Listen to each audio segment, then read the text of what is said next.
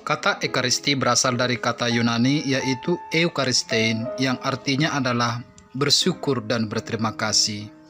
Kemudian Ekaristi ini berkembang menjadi pesta perjamuan yang di dalamnya ada ucapan syukur dan terima kasih.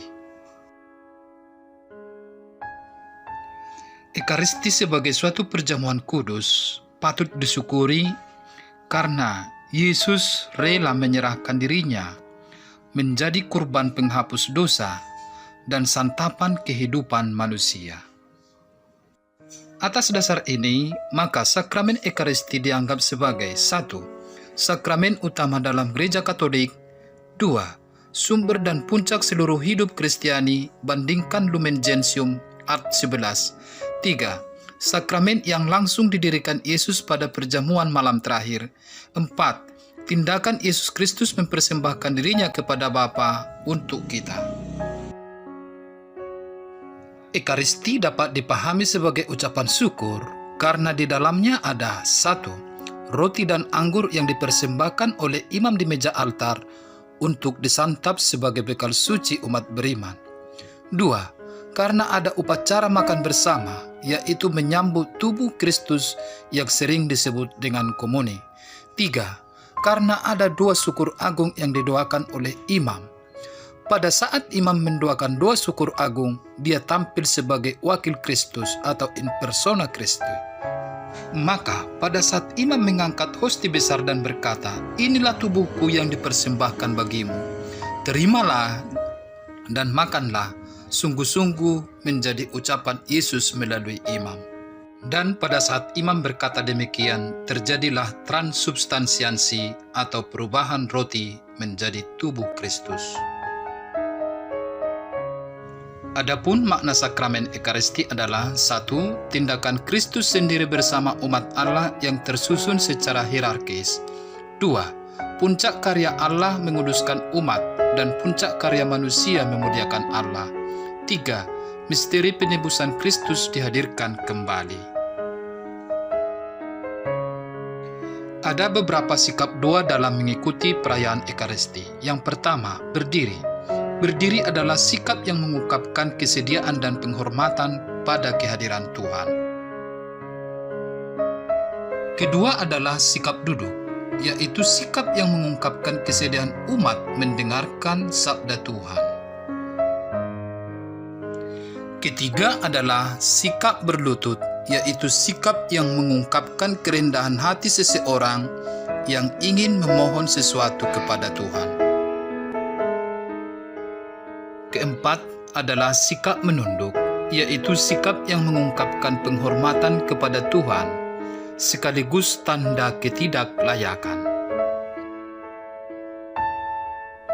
Kelima adalah sikap melipat tangan, yaitu sikap yang mengungkapkan tanda penghormatan dan kerendahan hati di hadapan Tuhan.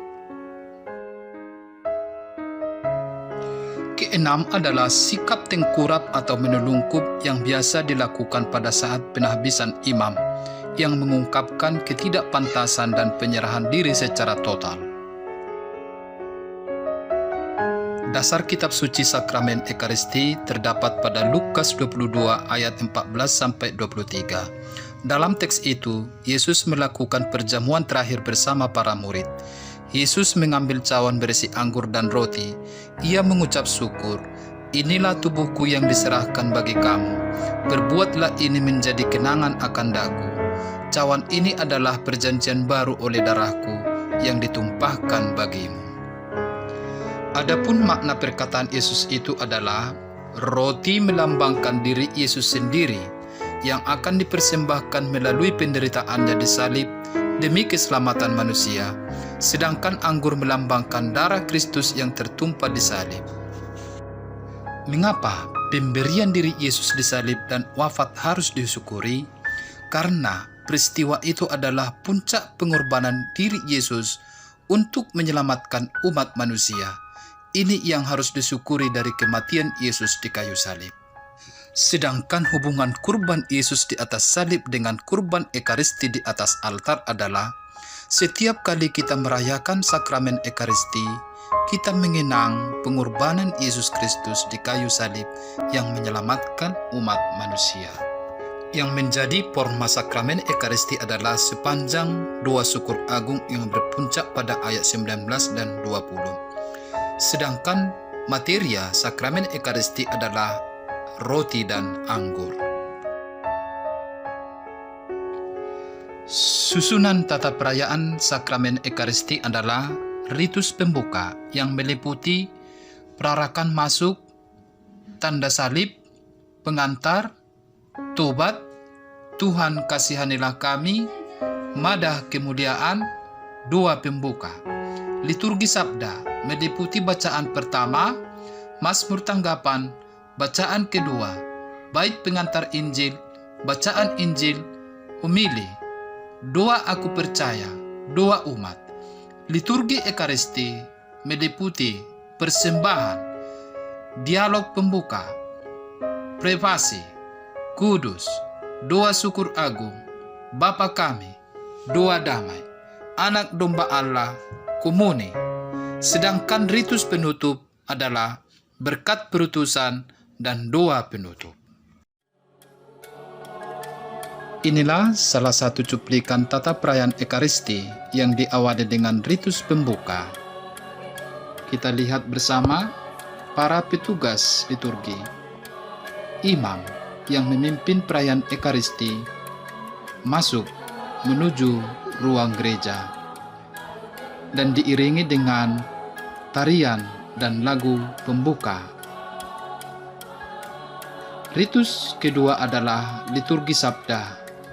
Kita lihat di sini para petugas liturgi, yaitu lektor, membacakan kitab suci.